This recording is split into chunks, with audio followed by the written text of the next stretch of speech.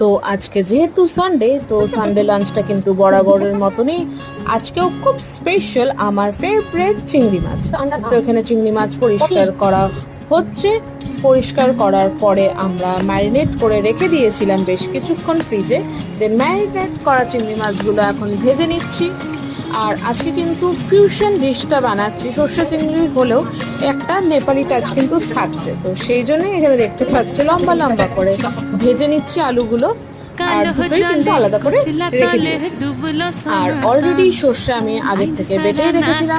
তো কড়াইতে এবার শুকনো লঙ্কা সর্ষে বাটাটা দিয়ে একটু কষিয়ে নিচ্ছি, অ্যান্ড তারপরে দিয়ে দেবো ভেজে রাখা চিংড়ি মাছ আর আলু। দেন এটাকে একটু লো ফ্লেমে রান্না করে নেওয়ার পর সর্ষে চিংড়ি ইজ রেডি। অ্যান্ড ফিডব্যাকটাও কিন্তু আমি বেশ ভালোই পেয়েছিলাম আজকে। তো বন্ধুরা, হ্যাপি সানডে।